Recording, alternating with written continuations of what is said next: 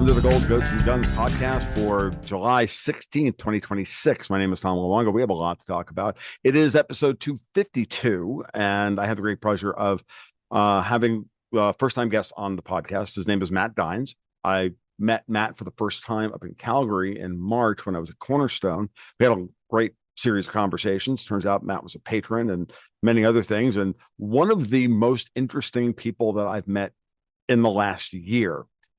Because Matt knows things about things that I don't know anything about, namely bonds. I only LARP as a bond guy, but Matt, that's what he does for a living. He runs a podcast called Mind Print Hash, which if you're a bond and currency geek like I am, it's fantastic. So Matt, welcome to this show. How are you today?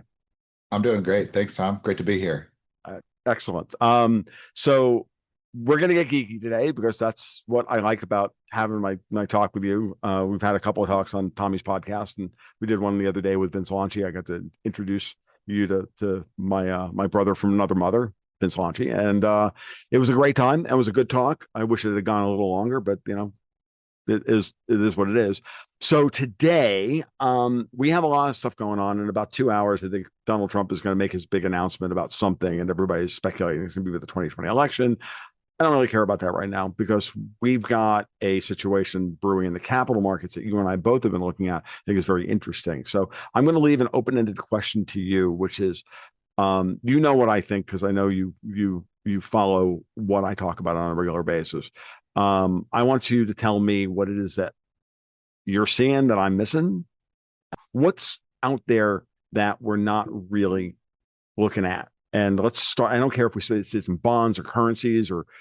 All right. So there's a massive amount of interconnectedness and it gets to a whole. And I think let's just lay the groundwork first on what everybody should agree on as facts. And then you get into the challenge of markets, which is who's going to win the tug of war, which, in the gold, goats, and guns framework, it's the sovereigntists versus TFP, right? All right, so we know Epic Fury, what it's doing. I think it's abstract, but you're locking it in with people. What's going on is, Venezuela, Iran, Persian Gulf, etc. Coming soon to Greenland, the Arctic Sea routes, etc. Cuba, Mexico.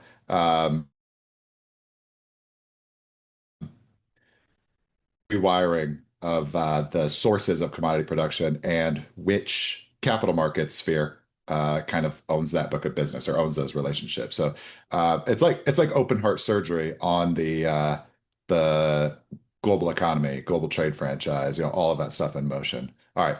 So you start with, I mean, if we go back and we tell the story of 2026, where would you start the story with Maduro, Venezuela? That was relatively clean, straightforward. It was like a one shot, kill if you're playing Halo or something like that. Very easy. Then we go to Davos. You get the just the deer in the headlights panic from Christine Lagarde, everybody there, and they realize is like, oh, it's on. What are we going to do about this? Right. And you started seeing kind of those drips in the headlines where they've acknowledged they know there's a big repricing coming in um, global debt markets and currencies.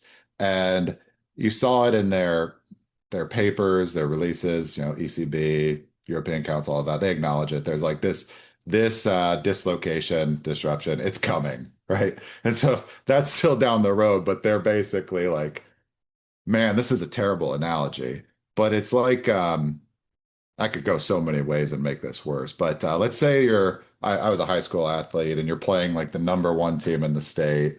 You're like, oh, we're good, but we're not that good. It's like, yeah, we're gonna get our asses kicked here.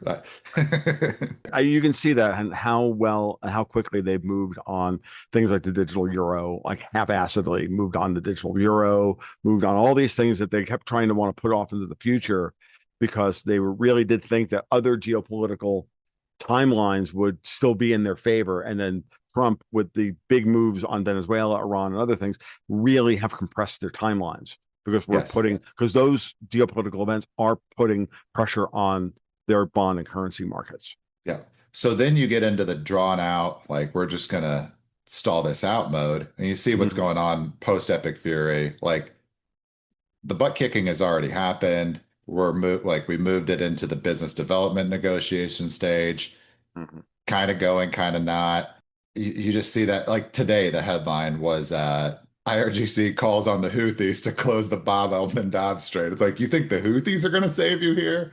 Like, Um, yeah, no, seriously, which is funny. Like, okay, they're going to shoot their wad, yeah, and then they're going to look to you, Tehran, for resupply, and you're going to be like, "But I thought we gave you 5,000 missiles." Yeah, well, we sold half of those because we had to like eat we because needed the we're money. poor and we live in Yemen. And so you just see this like stretch it out game, right? Right. But we started in June with the ECB hiking. That's, in my framework, like what you're trying to do here in central bank land. You've already seen your economy, like growth is slowing. You're seeing your oil access as we're talking about all these, commodity supply demand relationships get rewired. It's like open heart surgery on the global Mhm. economy. Um, and they now know they're going to be there. There's going to be a new middleman, as their energy resources, instead of going through the Persian Gulf, making their way through the Suez or around Africa, whatever, coming into the north of Europe. Now they're going to go overland, over pipelines, through Haifa, through the Eastern Med, and work their Mhm. way from south to north. And it's just a giant, oh crap, type of moment if you're in Brussels or Frankfurt, et cetera. So your goal here is let's try to stave this off, draw this out as long as possible. This is how I read it, like Mhm. how they're playing the game. And in the meantime, then what you have to do in the money markets or the fixed income market, when I say money markets, it's just the front end of your yield curve, your overnight to like Mhm. maybe 28 days or like 4 weeks Yeah. type of short-term time frames, but everything further out on the yield curve is really taking its cues from the front end, from the money markets. All right. Right. So what do you do in that scenario? Well, there's no demand for credit expansion, new money creation, all of that, because there's no growth in your economy. And now you're going to have to pay another middleman tax to access the input commodities at the base layer of your economy. So now the check's been passed to you, and you now have to start hiking rates. So Japan's been in the hike cycle for what now, 3 years? Like ever since they started normalizing with at the end of the Yeah.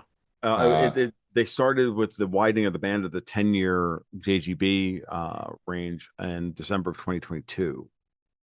And then who was, gosh, the guy It, before you ate? I already forget it who it was is. Oh, Hirota. Hirota. Hirota. Yeah, yeah, yeah. Hirota. Did that start at the end of his term? Yeah, It did. It started with yeah, Hirota, yeah. and then he widened the band from 0.1% to 0.25%. He actually widened the band to 0.5%, upwards of 0.5% on the upper end before turning the keys over to Ueda. So yeah, Yep. this is something So I know really well. I like perfect. I know every twist and turn of it because I think it's really really important. But go ahead. Oh, absolutely. Um, and so like, yeah, basically like Japan's been in the hike cycle, but it's, I don't know, the equivalent of if you're thinking about like how steep it is, right? It's like one of those beaches in Mexico or whatever on the Yucatan Peninsula. What I would say Okay. is I live in the mountains now. That's a 2% grade when they Yeah. should be going like what Powell did was a 9% grade, Yeah, and they exactly. probably should have gone at a 4% grade, but they've done what they've done. Yeah. So I mean, it's like I was gonna say one of those beaches in Mexico where you just walk out half a mile and it's like I'm still knees deep. or even worse, you walk up the quarter-mile wide beach and you've only gone up, your altimeter's only got up a foot and a half, you know. Yeah. So now ECB is like they're already hiking. That like Right. that is a direct result of Epic Fury, and which is Mhm. downstream of all those other things, Maduro, Davos, Mhm. all of that. So ECB is hiking. Tariffs. Yeah, tariffs. Yeah, thanks. Futures, um, overnight index swaps, all of that. They're showing more hikes, right? And then Mhm. now you get into the rest of the yield curve. Why are you doing this? Downstream as you want to ultimately keep a lid on your long-term borrowing costs Right. on the long end, and this is kind of what everybody's trying to do as we're basically Mhm. what 70 years into this monetary experiment, Mhm. unfettered credit expansion, all of that. Everybody's got too much debt, not enough, actual economic Collateral. production to, yeah, collateral to make good on that. So no one wants to see their long end rates rise. All right. What's actually happening here? The ECB hiking in at the front end is actually an effort to bear flatten your Mhm. yield curve, right? To Right. suppress the long end rates, Right. which buys you time, right? And that's something they know they don't have. This is just to make sure that everybody who's not a bond geek understands. I know what a bear flattener means. This means that you're bringing the short end of the yield curve up to look closer to long-term rates. In effect, you're trying to flatten the yield curve, if not invert it completely, Yep. by having long-term rates be lower than short-term rates, which is what Yep. Powell did when he raised so very, very quickly in 2022 through 2024. Your other data points. How do you kind of triangulate that this is happening? Well, you saw the German bond auction last week, Hmm. which was I don't know if you could say it was a complete disaster. Could it have gone worse? Yes, but it's hard to imagine it going that much worse than for what we for saw. what for what would be the safe haven economy of and bond market of all of the continent of Europe, I would consider a failed bond auction where they offered 6 billion, got bids for 3.9 billion, and sold them at 9 basis points below what they offered them for. I'd consider that a failed auction, It was especially bad. considering that they had almost $4 billion worth of rollover happening at the time. So they netted no actual balance sheet capacity for the German legislature who is already running a deficit. It Yeah, was that would very be bad. bad. Yeah, that's right. And just to put it in context for the listeners, that roughly 4 billion euro mark that was raised in the 10-year, the US 10-year auctions are like $40 billion, Right. right? So 40. 10x the capacity. Everybody's, I mean, if we went on any other podcast in the financial space, I'm sure they're going to tell you the US Treasury, it's a disaster, blah, blah, blah, going to hell in a handbasket. It's like, guys, we have 10x their capacity, and we've been playing with our hands tied behind our back since, the Woodrow Wilson administration. Like Only geeks like us laugh about stuff like this. Everybody else is like, "What the fuck are they talking about?" But no, it's just funny. Like when you finally like learn how all this stuff really works, it's you then start to really laugh at all these monetary and shamans up on who wear expensive clothes and look all prim and proper and talk stenouriously, and you're like, you guys are just freaking charlatans. You might as well be David Copperfield with the 3 section box and chopping up your assistant. Like, you people are not impressive once you understand what it is they're actually doing. So go ahead. I'm But sorry. they can quote Shakespeare or begin an investment letter with a nice recall from something they learned Oh in yeah, yeah, yeah, elementary. Yeah, absolutely, absolutely. it's all It's all lovely. It's all lovely spells that they like to cast. all right. So that pressure that the euro is creating, and like you think about, all right, the framework, the currency markets, right? You talk about that a lot as well, and the market Mhm. reports.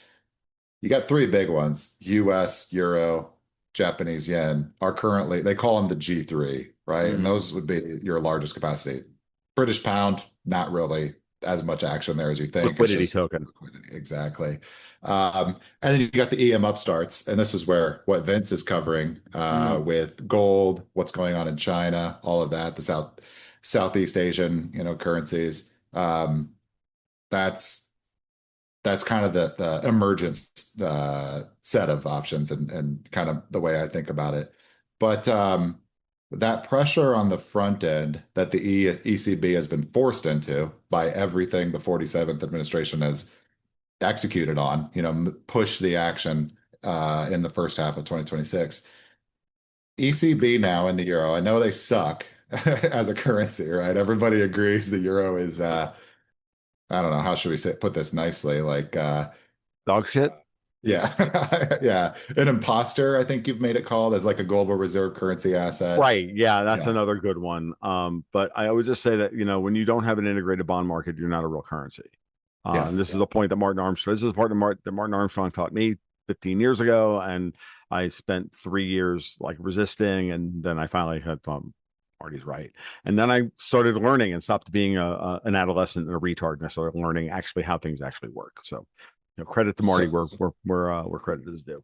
so that tightening that the ECB is running now in Mm, at the front end of the yield curve, that is pulling liquidity in the mm, money markets. And that force, I know we talk about the euro as bad as it is, it's still one of the G3, right? It's a mm, big pool. So mm, that tightness is causing like it spill over everywhere else. And that's mm. really if you read, I don't know who are the names out there calling for the Fed to hike right now. Well, it would It be everybody who wants the United States to like commit ritualistic suicide. So I it guess it would be makes everybody. Uh, it makes no sense to in my belief in this framework what's going on, like what we've ridden out the CPI inflationary impulse, right. It's gone. that weak spike in WTI post Epic Fury, which as big as the Strait of Hormuz Disruption. action Yeah, yeah. disruption, yeah, because I don't want to say closure, because was it really No. closed, open, whatever. um Schrodinger straight. Yeah.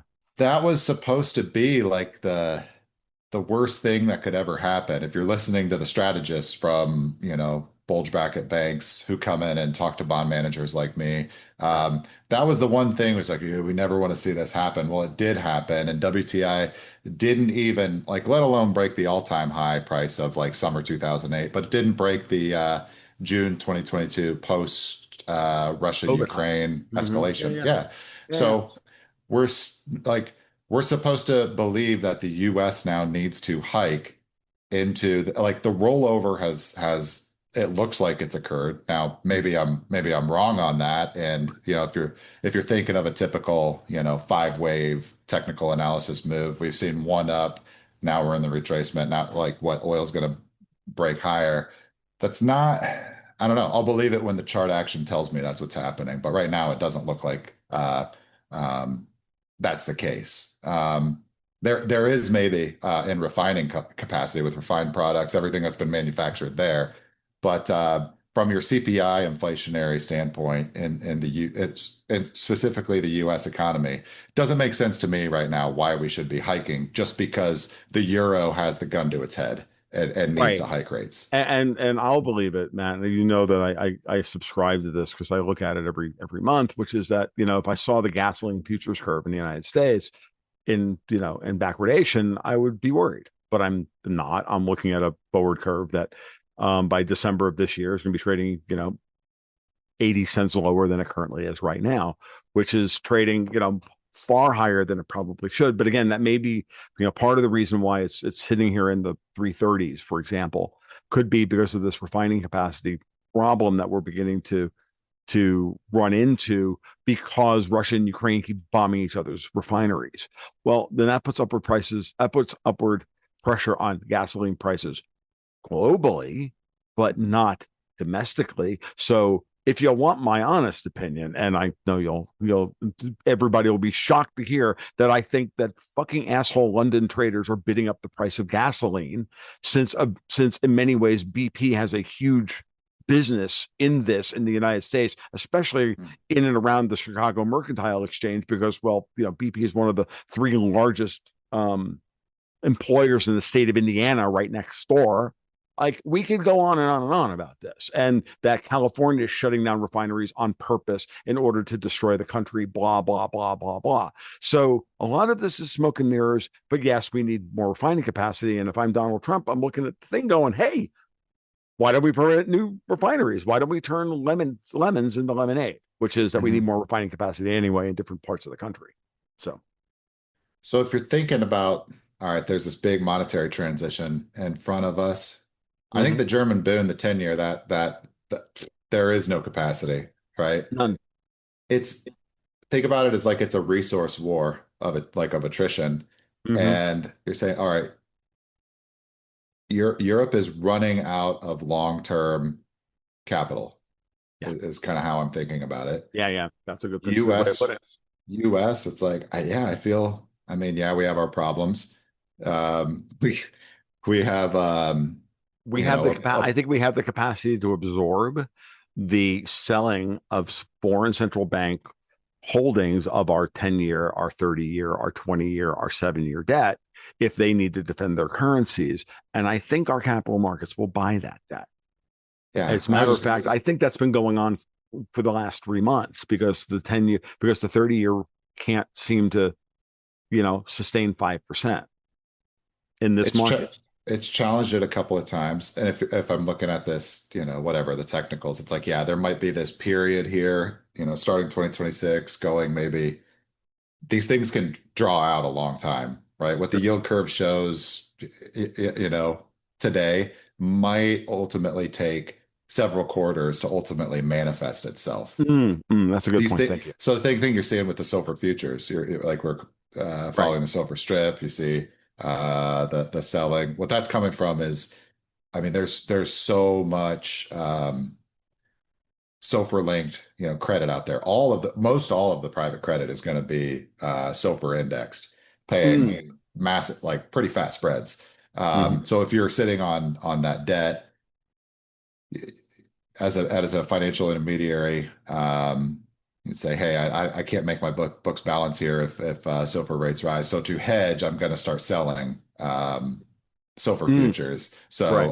So I know my books don't, I don't have a equity implosion if short-term rates do rise in the US, Okay. ultimately, if So, they so have to yeah. 1 to 2 So years down the road. just to make this is the a thing that one, I only think I barely understand it. I think I understand what you're saying, but I'm sure the rest of the audience probably won't as well. Which is that the SOFR strip, which first off, let's start there, which is that's SOFR futures contracts. That's the demand for dollars at a certain rate, 6 months to about 3 years from now. So that's kind of what I look at that every Wednesday and every Sunday on the market reports, which is what Matt was talking about earlier.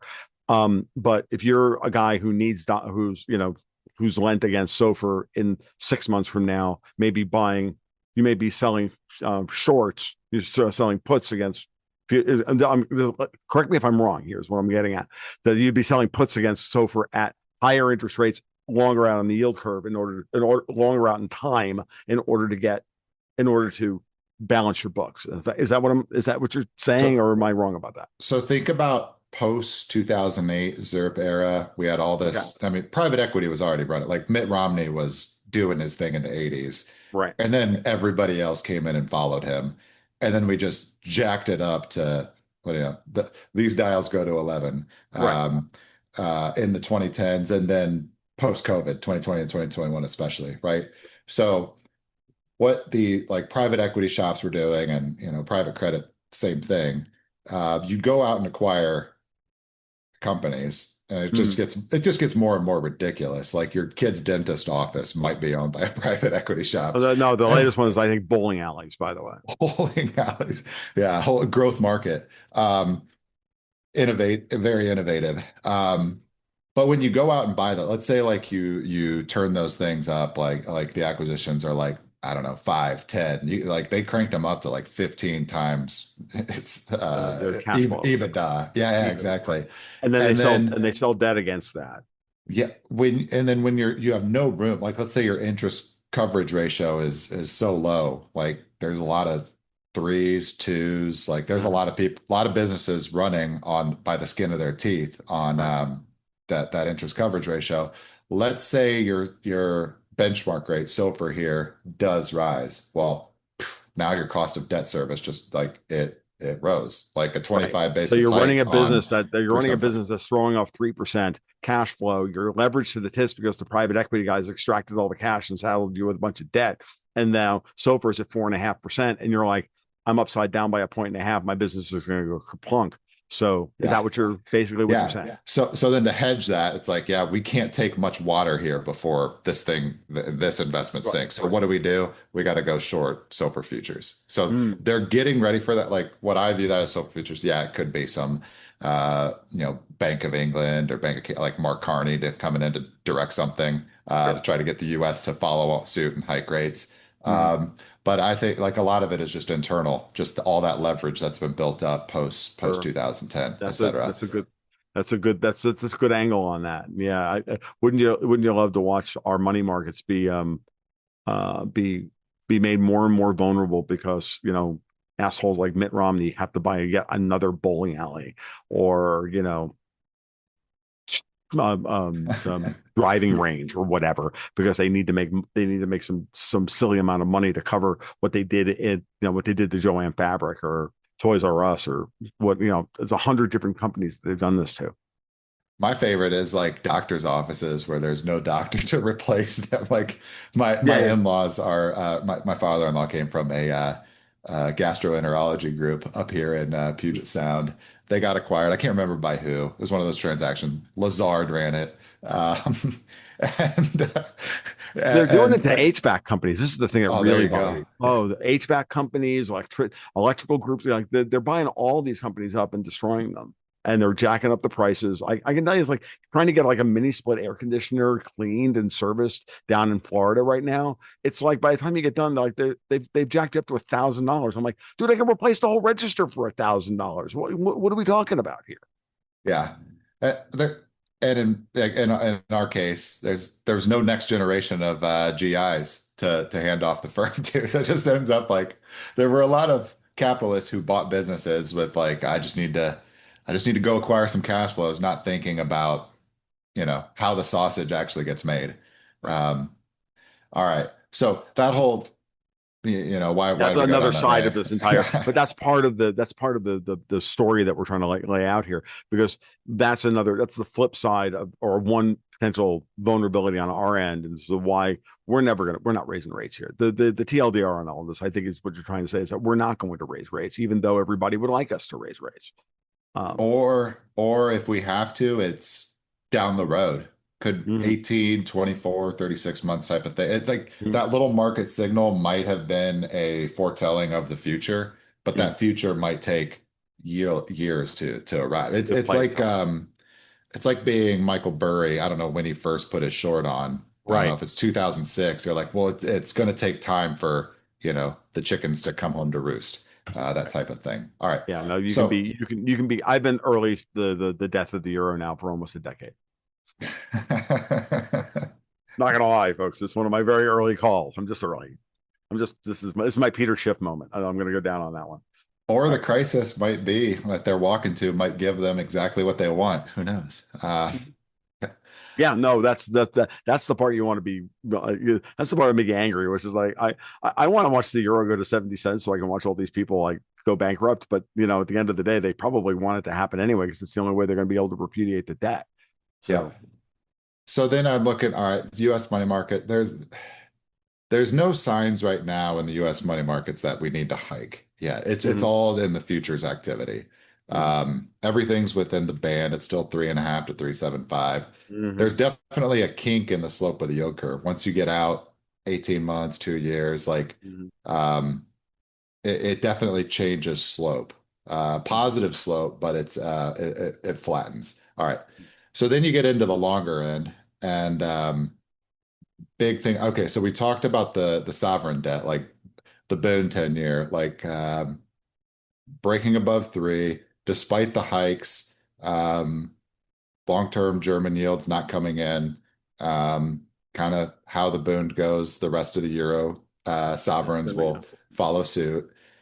And so there, it just seems, all right, they're going to have to do more of this. Now the US 10-year hasn't been showing that same type of behavior. Mhm, Everybody wants to see the long end of the yield curve dislocate, break down, what have you, but it's holding up fine. mhm, The area of the market and long-term debt that I've seen that just watching the screen, trading liquidity, all of that stuff, is the AI build out company. So Oracle, mhm. they're 2033, 2034 bonds. They're now trading like right at a 6% level.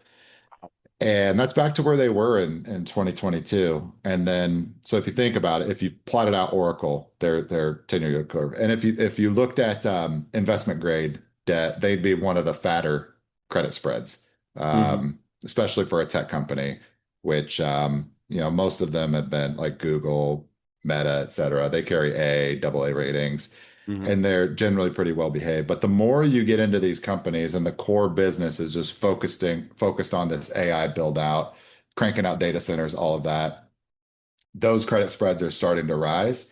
And then you combine that, you kind of piece together a mosaic, like the other information you're seeing in markets, for example, Kathy Hochul in New York putting the 1 year moratorium on data center build outs, Hmm. all of these are pointing to the US, at least the US AI infrastructure build out, needing to take a pause, consolidate all of that as we're kind of the US economy as far as the growth story goes, and the AI build out is it's a massive share of the growth. I Hmm. can't remember the exact numbers. Federal Reserve has published some papers on this, like call it like half. JP Morgan's published some good papers on this, Hmm. but it's like it's a sizable share of overall economic growth, but it's looking like what you're seeing in New York, seeing in the bond markets. All of these guys, these tech companies, NVIDIA, SpaceX, Google, they like there were 6 or 7 of them in the first half, came with these massive bond issuance deals. So they Hmm. sucked up all that liquidity to get the Hmm. get The get the capital. acorns while they were there, like before the winter comes. Right. So it's looking like from the investment opportunities perspective, we're shrinking that opportunity set, the U.S. economic growth story, all of that, and like this whole story, if you think about it, we made this happen. Hmm. Venezuela, epic fury, and Hmm. um, Hmm. and now we're in that consolidation phase. And I don't know, think about this as a castle siege. Who's got more resources to ride this out? Well, it's like, well, I'm going to bet on the United States Yeah, over yeah, yeah, Europe. yeah. Yeah, well, and just to give people a some context on Oracle 10-year debt selling at 6%. JNK, the junk bond ETF, is only paying 6.6. Yeah, there you go. Yeah. So there you go. I mean, this is the minute you brought that up, I'm like, ooh, let me go check on my other screen. Let's see what JNK is actually yielding. I'm like, and I'm looking at the chart. I'm like, yeah, I wouldn't buy that. But even at six, not for 6.6%, 9%, I'd think about buying it, but not at 6.6. Yeah. Um, So so then, so if you look at everything going on, like the pressure is definitely there. If you look in world bond markets, I've got the little table set up here with sure. on a 1 year look back. Everybody in Europe is starting to bump out on their 52-week highs in yields. UK Mm-hmm. is not, but UK's got 5.17% 10 year, which is Not good for them. their cost of debt is above the Eurozone, above the Everybody. US, above Yeah. the JPY. Yeah, it's above everybody who matters. Um, Mexico dollar debt also at a 52-week high. I'm very interested. Like you think about this situation, um, like Iran, Venezuela, these are like conflict zones between global powers, competing global powers. And they've been that way for basically hundreds of years. Mexico's been the same thing. We've been brushing up against Mexico, like when I say US and European influence on Mexico. Um, France tried to install Napoleon III as emperor of Mexico like as recently as like 1870. So Right. they've been fighting over this thing for I don't know. Yeah, I still consider the Civil War modern history. I know some people wouldn't agree with me, Yeah. but Well, it's how very Chinese of you, right? yeah, But I was going to say, just to give people some context, everybody knows that everybody who follows me closely knows that I track the German 10-year, US German 10-year and 2-year spread. So every once in a while, I'll throw the big daily chart that I have up on my Twitter feed. But for the most part, for patrons, they're getting sick of looking at it because I've been showing it for the last 6 years. Um, Understand that when we started bombing again last Wednesday, a week ago Wednesday, the German 2 year, US German 2-year spread was moving upwards. So that means that it was moving, in this case, towards Germany, meaning it was widening relative to Germany, meaning the US debt was being sold faster than German debt was in terms of yield, up towards to about 1.58%. So basically the US German 10-year spread was negative 1.58 in Germany's favor. On the 2-year, it was like 156, and it was dragging the 10-year higher. Today, the 2-year spread sits at 136 basis points. mhm. So that's a movement of 20 basis points in 10 days or 8 days, 5 trading sessions, 6 trading sessions. Yep. That's a big move, folks. Mhm. That's Lagarde losing. Not only did that happen, but the price of oil went up by $9 a barrel, and the euro did not go up 9% to offset the rising cost of oil.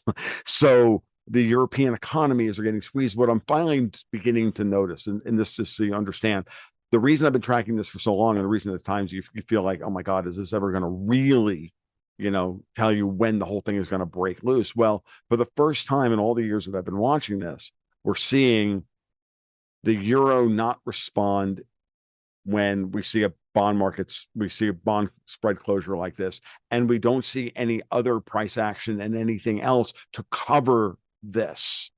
So what's happening is I think we're finally beginning to see all of these, like Lagarde is in effect, TLDR, running out of runway. She either has to make this thing fly or she's going to crash and burn at the end of the runway. She's really close to the end of the runway and she does not have liftoff speed, because the world is beginning to wake up for the fact that there is no future for the European economy under the current economic, political, and regulatory rubric that they're living under. And there's this shiny place called the United States over here that is open for business. And So, and so if you like, all right, that tightness in money markets, if you want to say the US needs to hike, right? mhm, Rates go up, two components if you just want to think about this very simply. You got real rates and expected CPI inflation, right? Just to keep you trued mhm, up in terms of purchasing power. It doesn't actually work right, that way.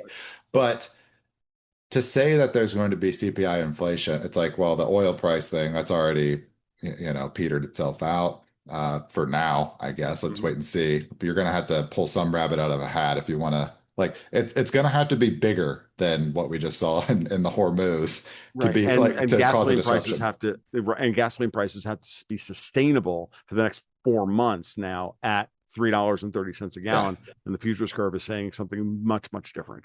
And then when you get into the real issue of the CPI data, why is it sticky? Well, there's some services stuff. Yeah, but it's really housing. Um, Hmm. that's the biggest component. And then you look at, all right, the housing market right now, it's fallen out of balance, more sellers than buyers, all of Hmm. that. Um, but you've got the tailwinds. Prices coming down. They have, like the American Hmm. economy actually likes it. If you're already in your house, whatever, you plan to be there long term, you can ride out a little bit of a housing price drawdown. But if you're one of those people who's looking to get into a house and it's been very hard to do so since, let's say, 2008, Hmm. um, employment market is working in your favor. Yep. Wage growth working in your favor. Um, Interest rates are that last thing Are to the change. last thing to change, right? Yeah. And again, to interject, you're right, and this is why I firmly believe that the Bank of England and the Bank of Canada are running a yield curve control operation on the long end of our yield curve to ensure that our mortgage rates stay as high as possible, because they don't want that process to begin. Because once you can get, this is what Trump has been screaming about. He needs to get mortgage rates out of the 6.5% range and down into the 5.5 or low fives in order to keep housing prices roughly where they are, and get people into fixed rate mortgages at a rate that they can at an interest rate that they can afford cash flow wise, while wages are increasing and productivity is increasing. And that's how we're quote unquote going to grow out of this, because now you're talking about a bottom up revolution, a bottom up rebuilding of the foundation of the American economy by rebuilding the balance sheets of the middle class. Guess who has a hard on to destroy the middle class of the United States and have since, I don't know, the 1770s? Sorry, folks, it's Yeah. always fucking London. He knows it, like the trial balloon. I think this was like last December, right? Remember he floated Mm-hmm. the 50-year mortgage. He knows Yes, that's the key thing to solve here.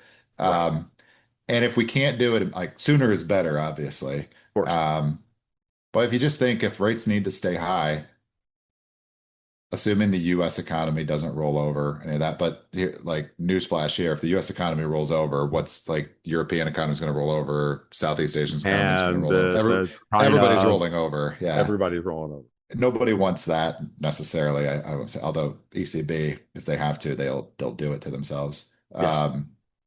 But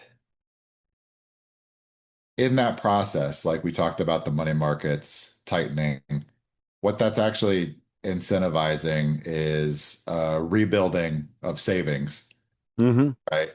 Mm. And that's just me. Okay, the American, all right, the private sector. So if you focus on households, household savings rate is, if you look at the trend lines, it's small. Yeah, it's down. We It's need horrible. It's like in the threes. It's that horrible. that needs to be solved. But the non-financial corporate savings rate is just like it's they're Oh, is it? sitting on the cash. They're Yeah, sitting on exactly. crap tons of cash, but they're worried. They've got uncertainty risk as to what are they going to do with that cash sitting on their balance sheets because of this insane shit show that's existing up on Capitol Hill. Well, no, because nobody can even pass like voter ID for fucking elections. That is the sticky wicket. That's what's keeping mortgage rates high. That's what's keeping the pricing in European bond markets high where they are. That's what's keeping capital frozen, the real capital. You just touched on it. That's the key right here and there.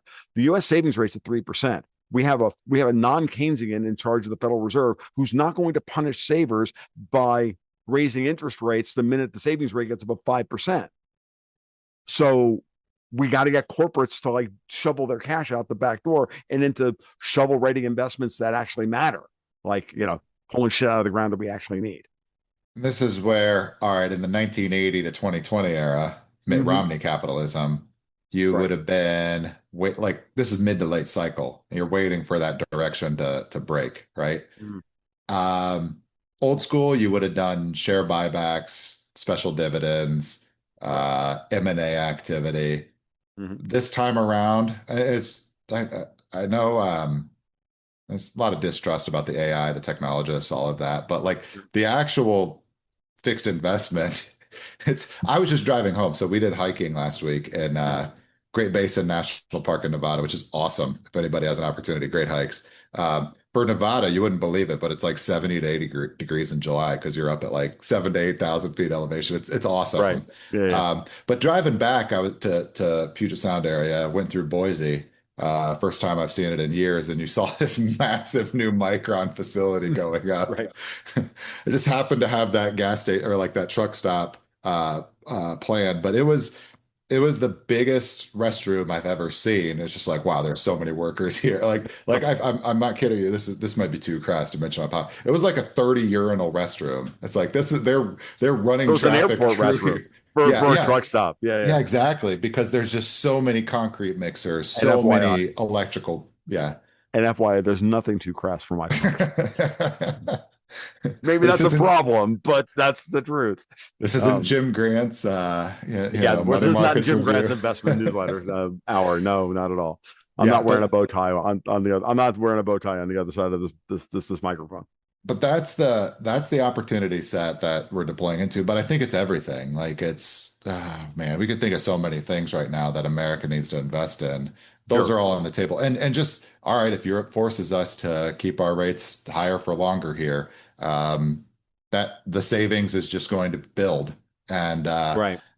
our list of opportunities, it's a mile long if we wanted to write it out versus, I don't know what Europe's opportunity set looks like, but it's definitely nowhere near They, nowhere they could that start by building air conditioners. that would I'm just saying, like yeah. and it's old technology, guys. You don't even have to innovate. Yeah. Like you don't. Like The problem I think from the portfolio manager's context here is like our runway, like our actual economic runway is long. It's our political run. We have all these like hurdles we got to get through, the midterms.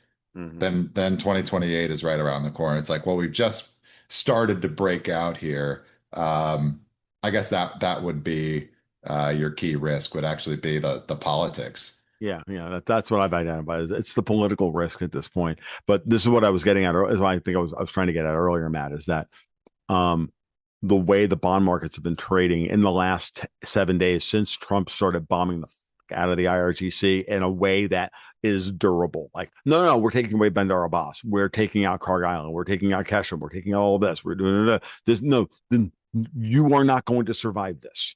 You had your choice of cake or death. You Hmm. should have chose cake. You're gonna get death, Hmm. like because that's what you chose. And the markets are beginning to respond in a way that is durable, no matter how much you listen to retards, scream about how Trump is untrustworthy and a non-agreement capable on Twitter.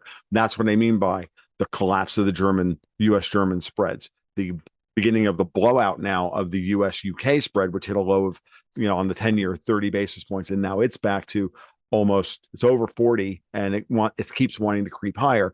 And I've always noted that when we get towards 60 basis points on the UK gilt, governments tend to fail in the UK. Just putting it out there, like something radical usually happens the minute they get out to 60 basis points. And if I'm correct in my analysis of the way there's an interplay between what's going on with Mark Carney in Canada and Andrew Bailey at the BOE, then this is why we have this like weird yield curve where we have a slope, a kink, as you mentioned, and then a big rise towards the end of the yield curve from 7, 10, 20, and 30.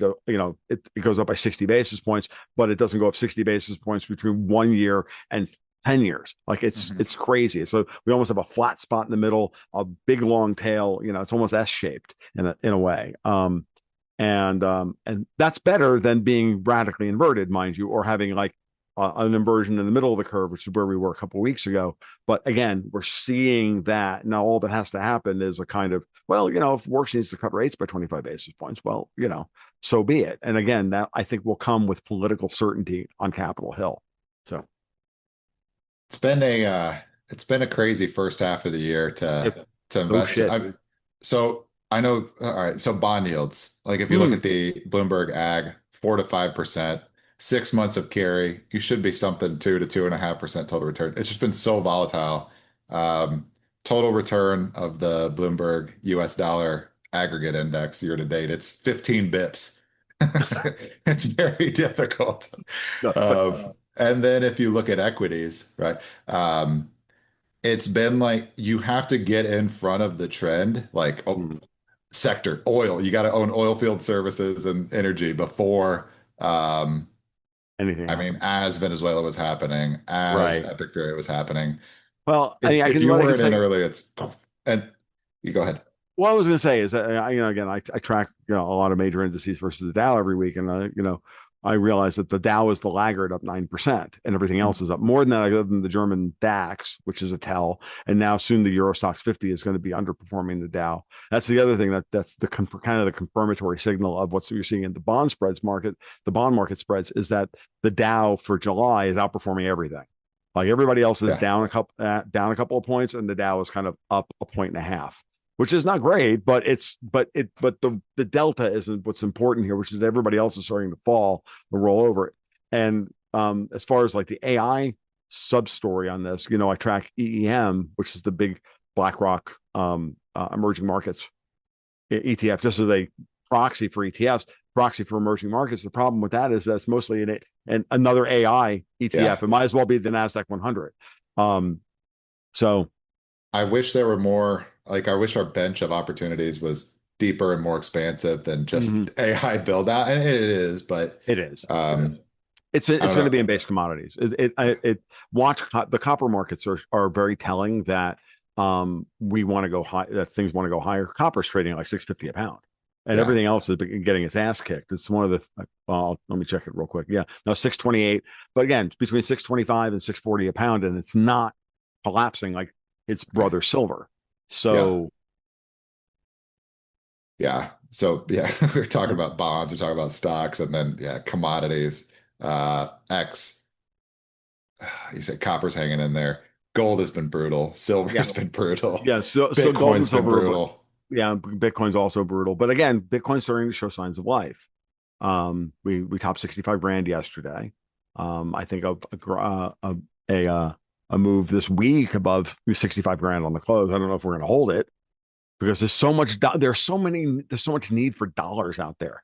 We're squeezing people left and right. This is the thing I want to ask you about, and I prepped you on this before which is the following. We're talking about the scenario where we say, well, okay, I don't think Warsh is going to cut rates.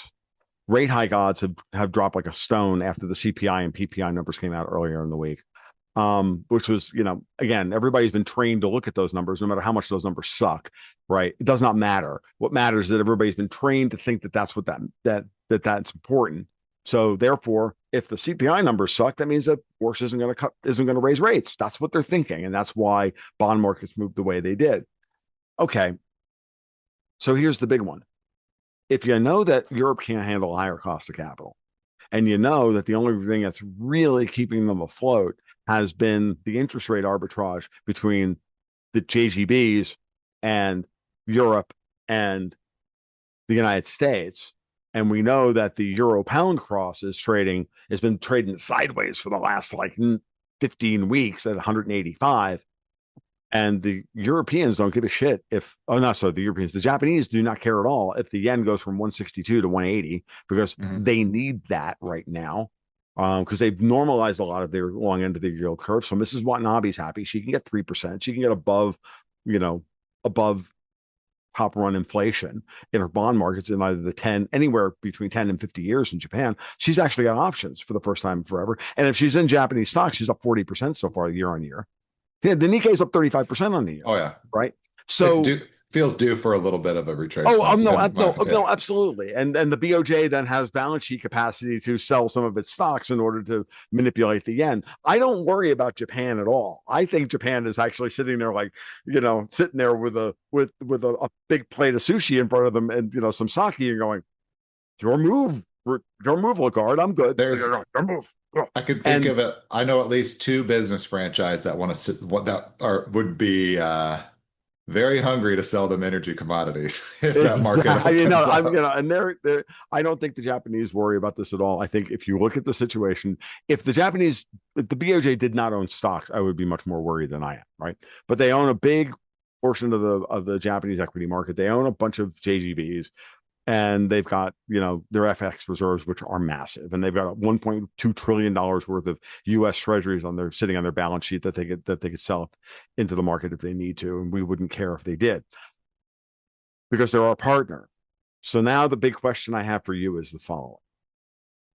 This has been bothering me for a couple of weeks now, and I've been thinking about it. I'm like, how do you break Europe? How do you end this extend and pretend bullshit and finally get them to come to the table to cut a rational peace deal in Ukraine and cut a rational peace deal in Tehran, because it's the European fuckers who are keeping both of these things alive, because everybody seems to be negotiating the way the Europeans negotiate about everything, which is to not negotiate, but say they're going to show up next week for another round of talks. In my mind,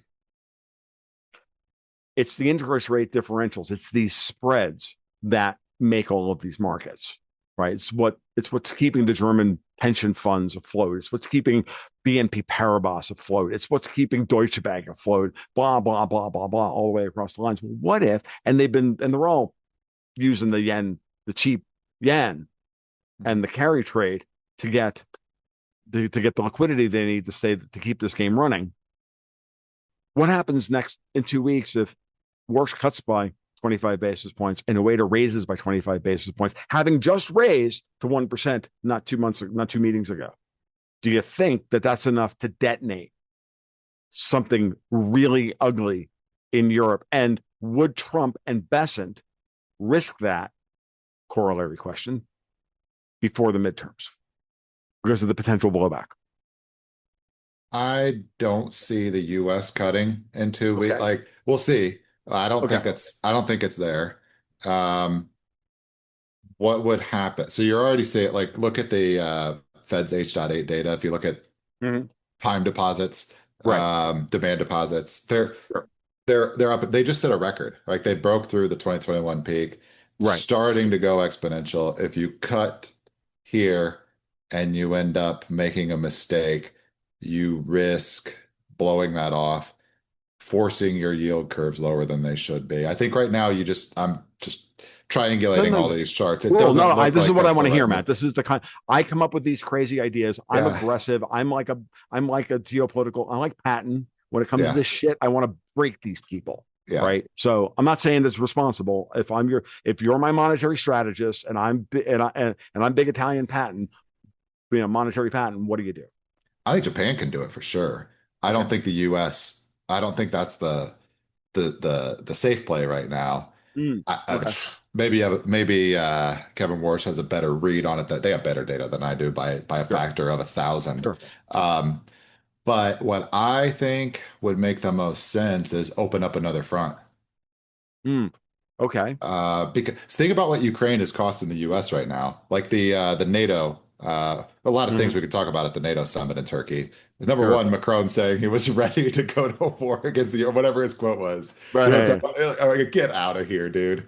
Um, okay, so the deal for missiles, right? What like is it the Tomahawks? Right? We said, oh, Yeah. we're just Yeah. going to Yeah. let you license these. Yeah. So what does that mean? Patriots. Oh, you Patriots, yeah. You make them yourselves.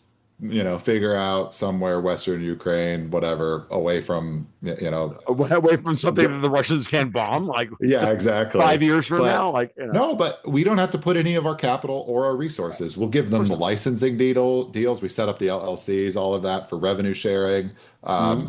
It's our IP, like Raytheon's IP, at risk here that has to be protected. But in terms of actually like Well, then labor, don't sell it to the metals, Ukrainians. Dude. Come on, let's.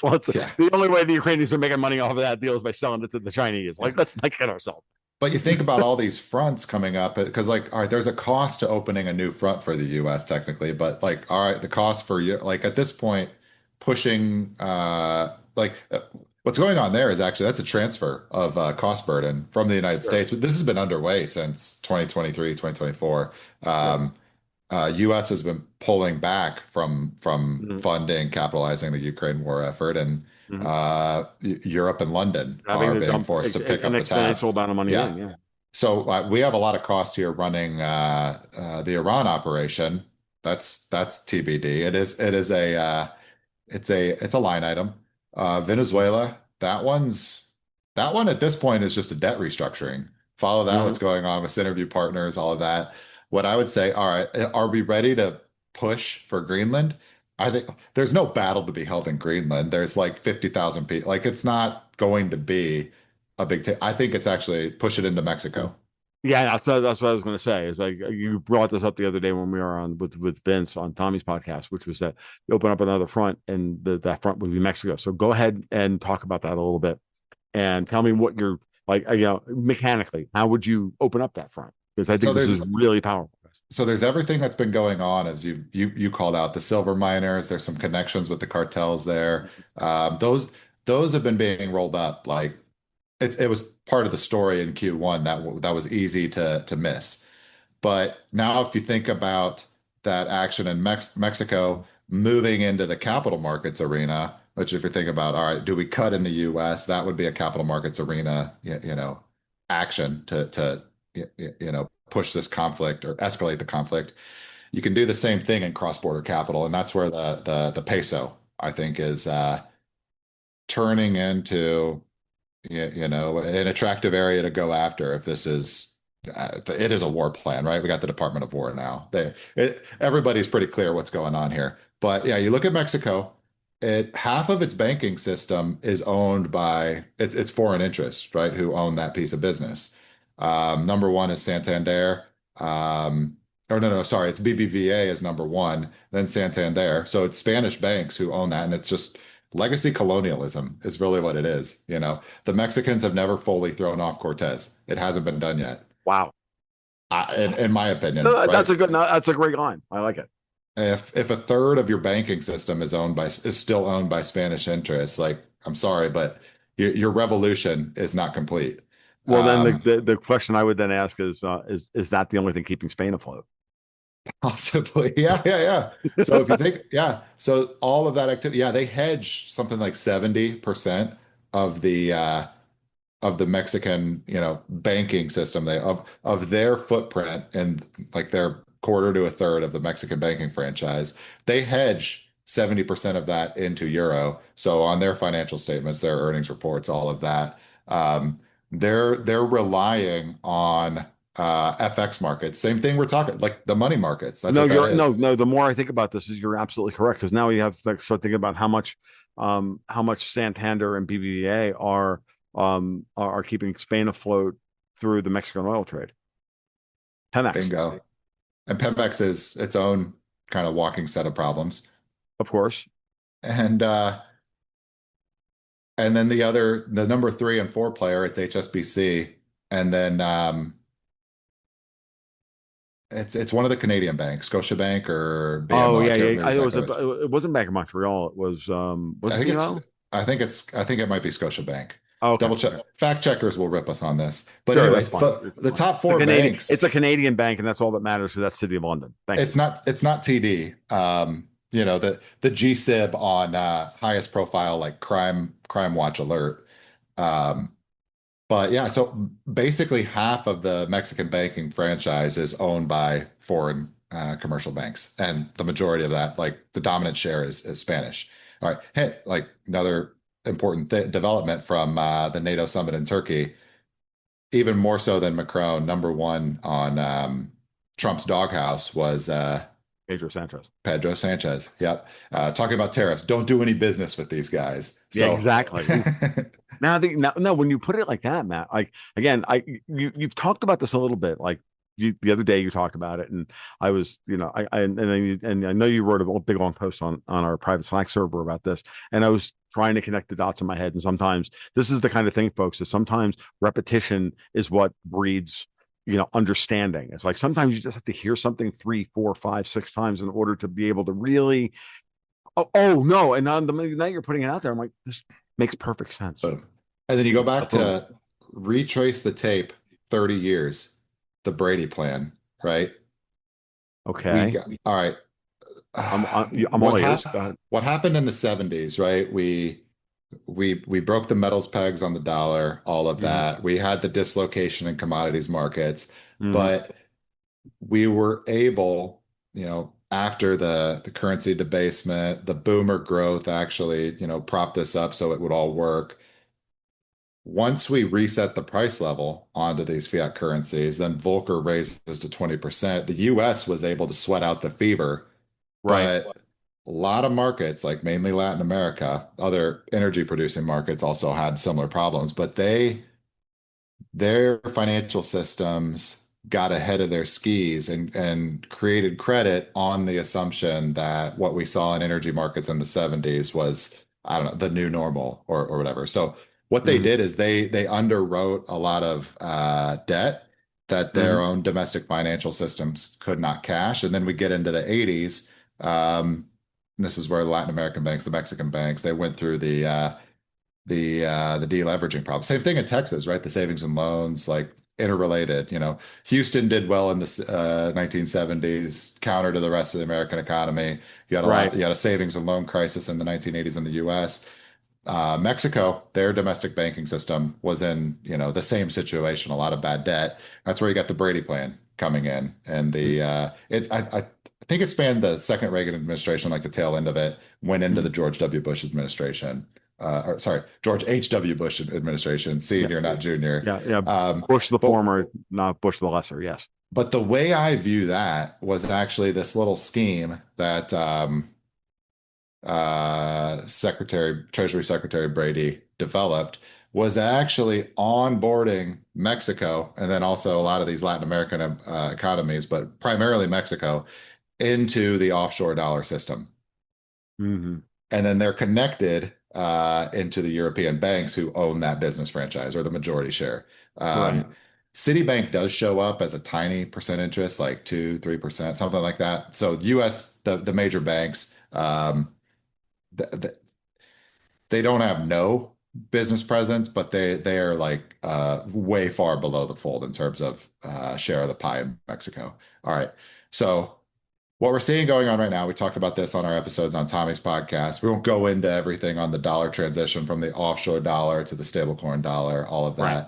that. Everybody go listen to those 5 hours of convos Tom and I did on Tommy's podcast. They were Help fun. Tommy. Yeah, it was a great time. But we talked deep about this transition from the offshore dollar to the stablecoin dollar Right. that's going on. Um, the way I'm thinking about this, that if the Brady plan was the opening, like bookend of Mexico Hmm. coming on to this offshore dollar era, what we're going through right now, like what's in front of us as we shift the action, like Mexico just seems like this is where this is the next battlefront to open up, or like on at the top of the list if you're going to Mhm. open up a new whatever, just theater, a knife fight, whatever. Yeah.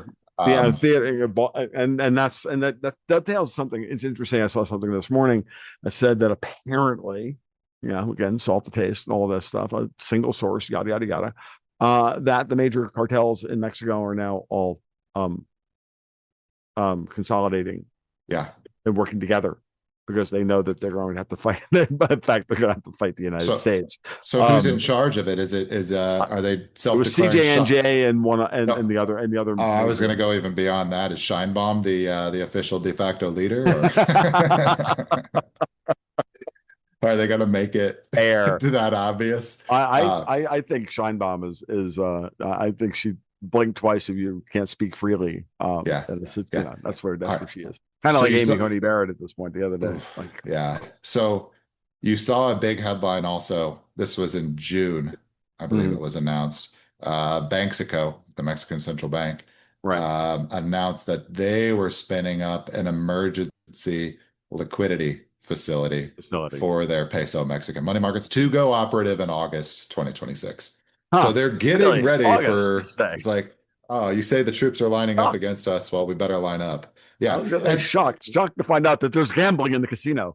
yeah, and then you just line up the facts and you look at like, all right, who's the general manager right now of the Bank of International Settlements?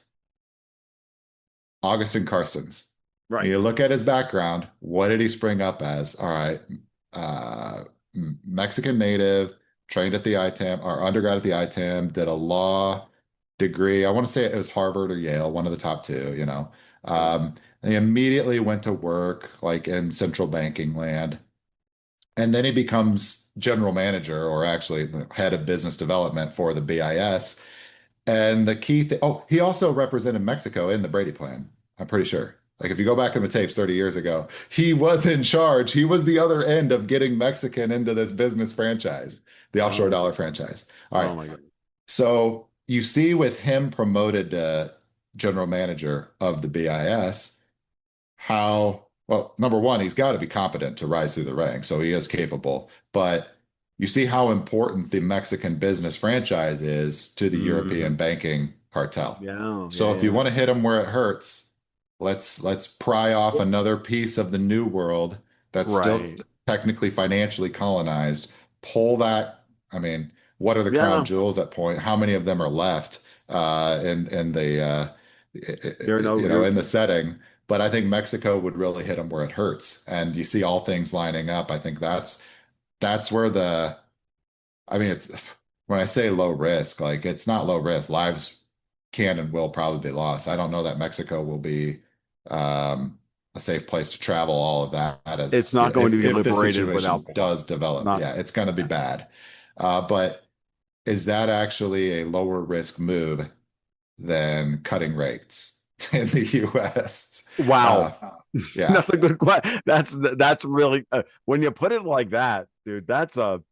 Okay. Fair enough. Let's okay. I'd And this rather is from someone who I value human capital. Like I don't want to lose people versus I know, right, if you're playing the poker game across the table, they'll throw a million lives at the fight and not care about right. it. Yeah, Like no, not no. blink an eye. Again, folks.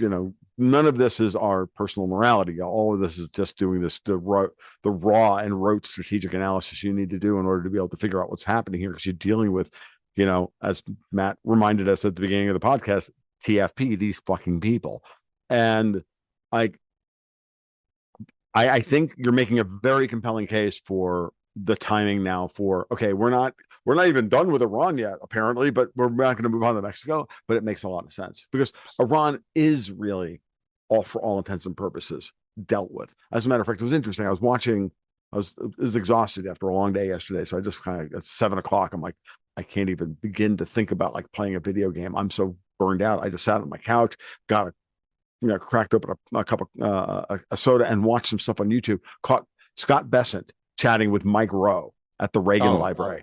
Great friggin' interview, by the way, because Mike Rowe is just smart enough and just informed enough to ask Bessent the right questions to the audience that Mike is trying to enlighten. And Bessent was like, everybody's talking about what's going on in Iran. We're kicking their butts. That's what's going on. But you can't ever find that information No. anywhere. I'm like, yes, Scott, of course we are. Because everything else is just this kind of Duganista bullshit.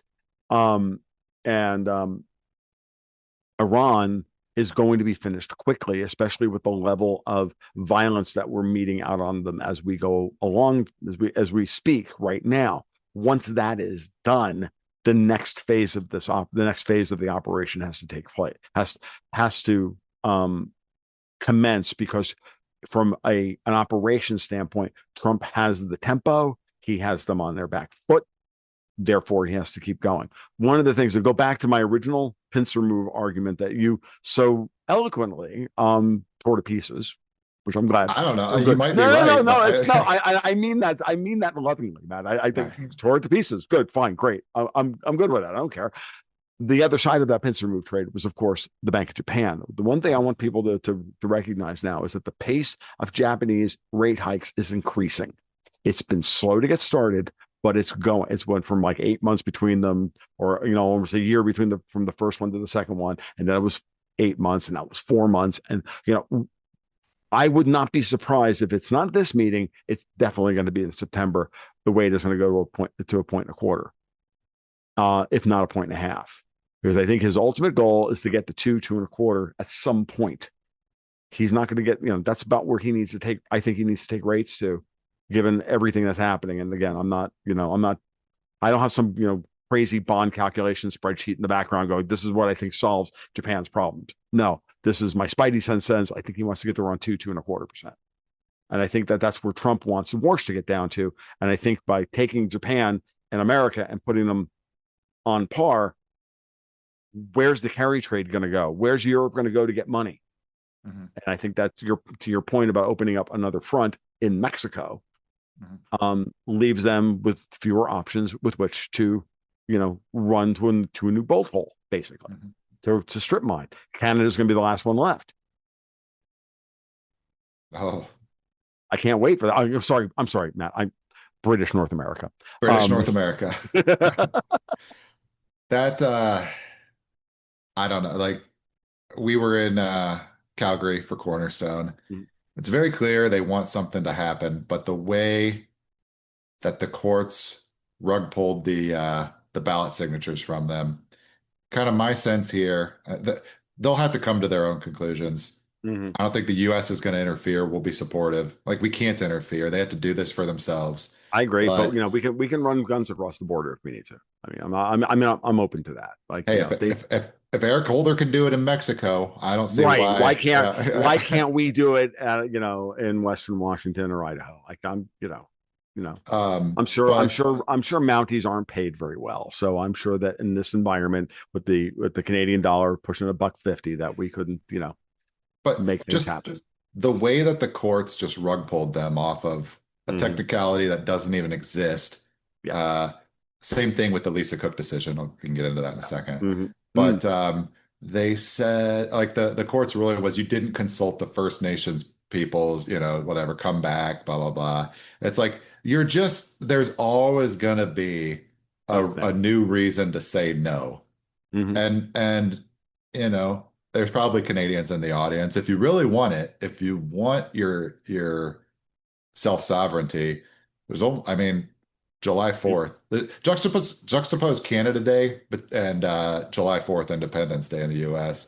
Hmm. Canada Day is the thing it's referencing is an act of parliament. Like I think it's truly called the British North America Act, where they make it like a placeholder nation state, but still beholden to the crown. That's your Canada Day. You didn't take anything. You didn't, or sorry, I'm saying you, Hmm. like you're the founders, the capitalists and, Toronto, Montreal didn't Right. all band together and, risk their lives, fortunes, etc., Sacred to win honor their, to, yeah. they didn't pick up It was, muskets and stop their beaver trapping to go and yeah. kick out the My British. That's not what my happened. my whole point there, if you really want it, you're gonna have to take it. Like there's Hmm. only yeah. There's You're only gonna one have to way. stand up for it. All right. No, okay. So same point there. The same way that people of Alberta got rug pulled on, you got to go consult the First Nations. Then what's going to be like? You got to go do your environmental study on the impact of your tar sands on the spotted woodpecker. Yeah, there's always going to be something like that. Hmm. It's a never-ending, Hmm. bureaucratic process. All right, so same vein in the U.S., right? Does the executive have the right to remove board members of the Federal Reserve Board of Governors for cause, or Federal Reserve Open Market Committee for cause, right? And the answer on the Supreme Court decision is kind of a technicality, a no. You have to give said board member the rights to due process, which due process is not outlined what it even means. Literally, we're just making the Supreme Courts, the courts are just making the rules up as they go. Dexter White called it yesterday. He called it incoherent, Yeah. and that's we don't have no idea what this court stands for. And I think that's the most damning thing you can say about the Roberts Court is that it's incoherent. I mean, it would be one thing for it to have a point of view, this is to Dexter's point, a point of view that you disagreed with, but at least Yeah. you knew what the point of view was. This court we can't figure out, Yeah. Yeah. and that tells you that there are other forces acting Yeah. on the Supreme Court decisions than just the Supreme Court. This group of 9 justices. Yeah, it's like you didn't satisfy due process. Well, did you tell me what due process means? Okay, no. Well, we'll go do something. We'll give you due process, but then you come back and it's like, no, sorry, that wasn't the right form of due That's not the process. form. Are you going to tell me what the right form is? Well, we're not allowed to do that. We can only tell you what isn't due process. You can't tell us what it is. Well, we're not a legislative body. Okay, shut the fuck up. You're not agreement capable. Yeah, Cake yeah, or death. yeah. All right. I think unfortunately that's probably a good place for us to end. Well, if people feel like their brains are exhausted, tired, like, all right, I'm a portfolio manager, run investment funds. Just that's how I feel. Yeah, scramble, trying to put all the puzzles together. Every day this year is about that. That's where I'm at. Right. I can imagine, which is why you had to go take a couple of weeks or a week or so and go hiking up in Nevada. All right. With that said, Matt Dines, tell people where they can find you, all that happy jazz. Let's get out the door and we'll go have a weekend and we'll go listen to Donald Trump like blow up the 2020 election in a couple of hours. All right, on X, I'm levered USTs. You can hit me up there, and then my coworker and I, Cameron, run a podcast Substack. It's a YouTube channel called Mindprint Hash, where we just cover exactly like the big picture, what Tom and I just talked about, but from the context of like history, and then we try to spot the important stories every week and explain them in a way that makes sense from a monetary standpoint. Is kind of our swim lane. It's actually quite good. All right, But thank you. yeah, but you have to really like that kind of stuff. So I like that kind of stuff. So of course I say do. If your media you like is like whatever Love Island or just fluff, like yeah, this isn't for Yeah, you. it's not going But to work if you for actually want some signal to yeah, understand what's going on, sometimes yeah, you have to go search it out. And yeah, there it is. So with that cool. said, folks, I'm TFL1728 on Twitter. I like to dead name it every day because I think it's cute, like tweaking Elon Musk on that point. We're Patreon/Gold Goats and Guns, where you guys can, subscribe and do the thing. Please do the thing. TomLongo.me for this podcast and for other things if I ever decide to write anything publicly. So with that said, we are out. You guys be well. You take care. We'll talk soon. Keep your stick on the ice.